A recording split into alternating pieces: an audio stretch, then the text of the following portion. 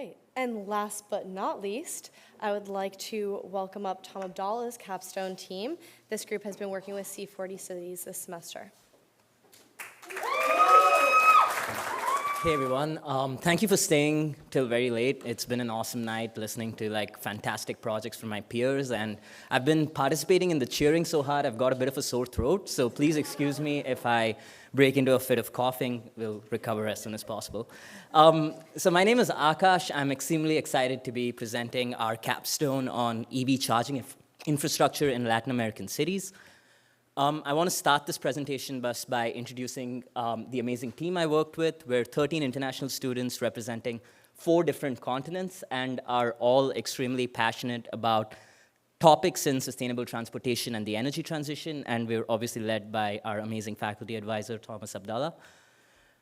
A quick introduction of our client. We worked with C40 Cities on this capstone. C40 Cities is a global NGO that works as a consortium of mayor's offices in some of the largest cities in the world.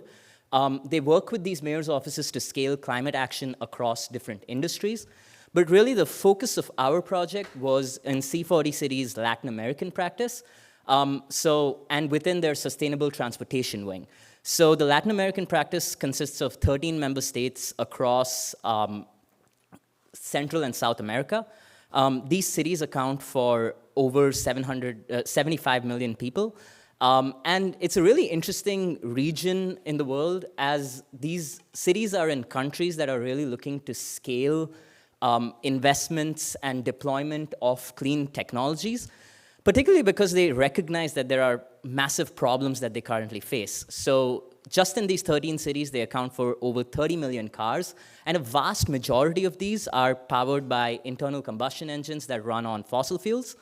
And there's a recognition that there's a need to move away from this as a primary mode of transportation to things like electric vehicles to help these countries meet their climate goals and to also realize health benefits from displaced particulate matter pollution.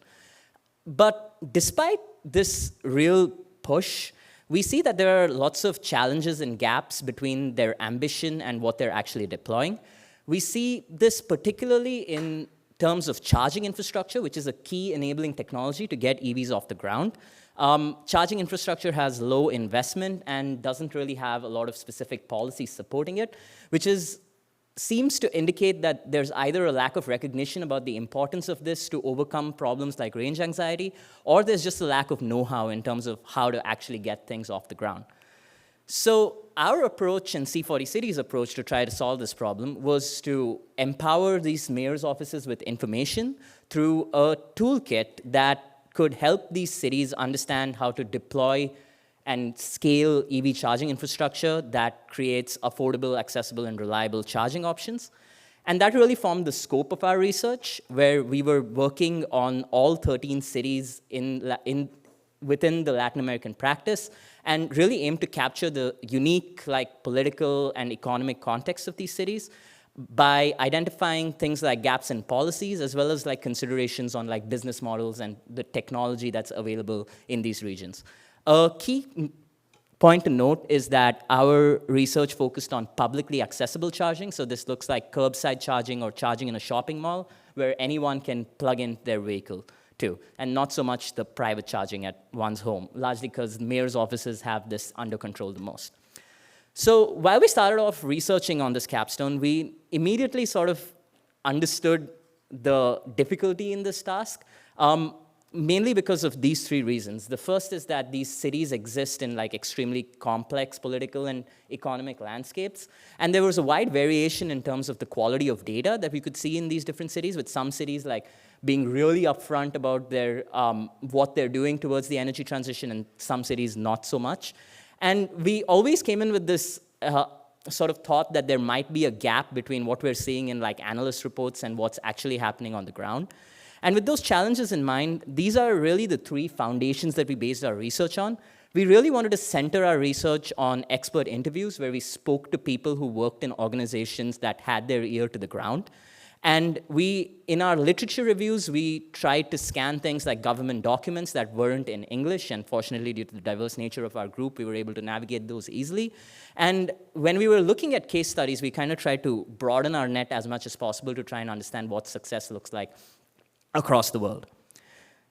So those pillars resulted in this 4-stage methodology where we first analyzed who the global leaders in the space were, then looked to understand what status quo looked like in our cities, grouped together these cities based on specific trends that we noticed, and then finally used that grouping to feed our recommendations and our final toolkit. So the first step of this was to really understand what the best-in-class in terms of an EV charging ecosystem looked like. And we did this by looking at 7 major cities across the world that C40 identified were leaders in the space. So this really helped us define what success looks like and gave us a lot of ideas for like best practices that other cities have implemented that we used to feed into our final recommendations. Next, we looked into a deep dive of the policy, business, and technology trends within each of our 13 cities. And we noticed that there were a lot of things that were common that we saw across these 13 cities, and I've just highlighted a few of them here. So on the policy side, there was a lack of like a cohesive city-level plan in terms of what electric mobility expansion should look like. On the business end, in many countries in the West, an EV charging ecosystem looks like several different players owning, operating, and creating an ecosystem of services for EV charging infrastructure.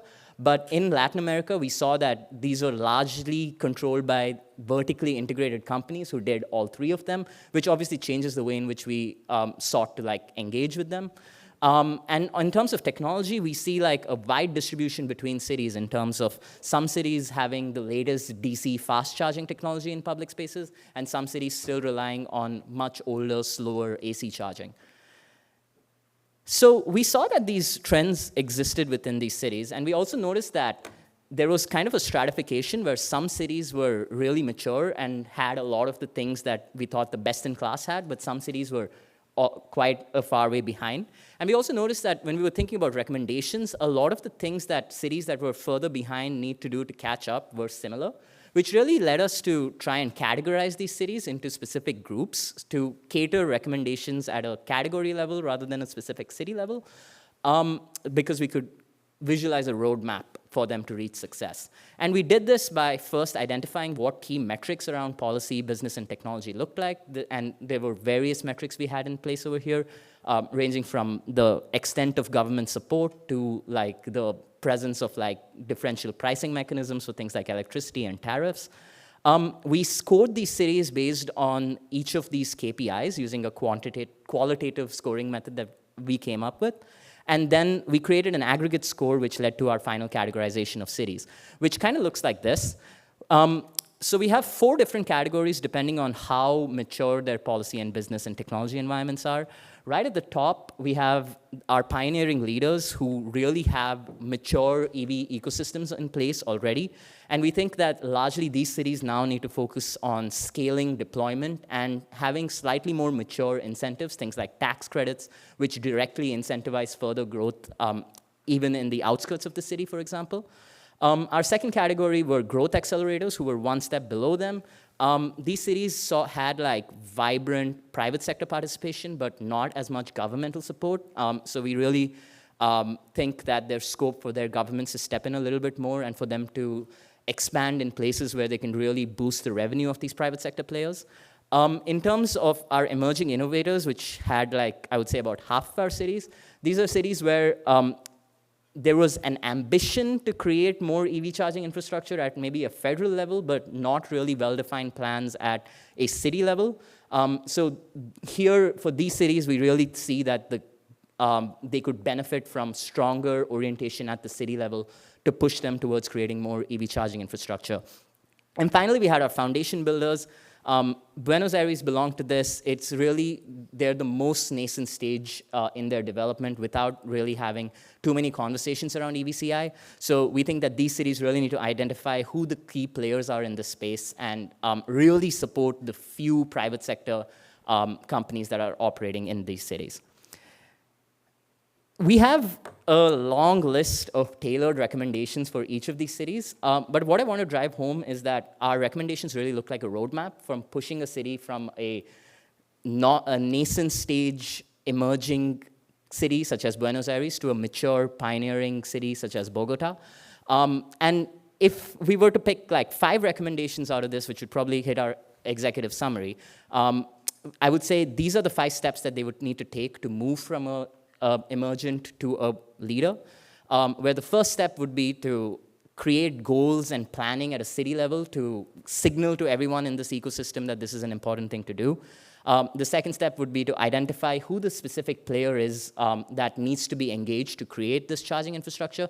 So this can be a utility, it can be a state government, it can be a private sector player.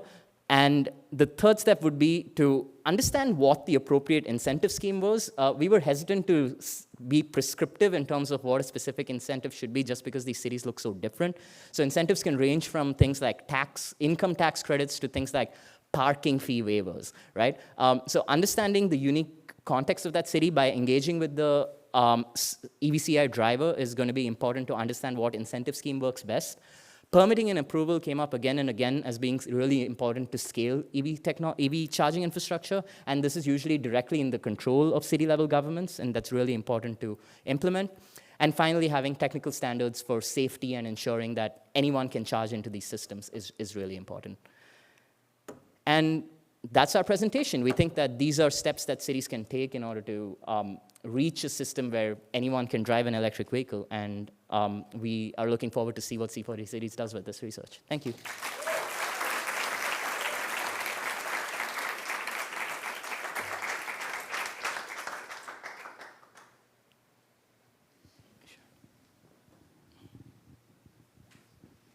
Thanks for the presentation. I was curious, and maybe you covered this, I missed it, but did you look at the role of the EV manufacturers themselves in participating in building the infrastructure in addition to the role that the state and other entities might take? And if you could comment on that.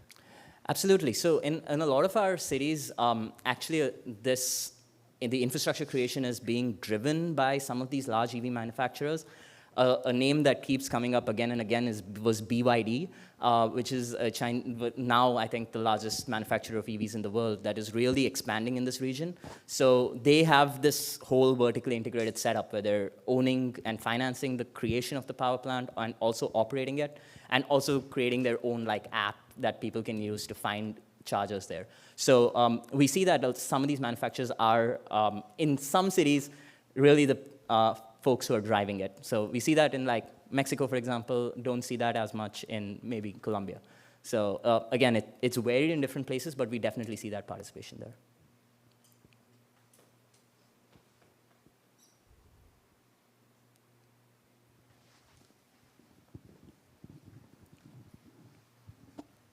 Awesome presentation. Thanks for bringing us home on the lineup there. I guess I had a question on disadvantaged communities within cities, and kind of did you guys zero in on anything about that and curtail recommendations based on, cities are so diverse as they are, so I could see that recommendations would be fluid within them as well.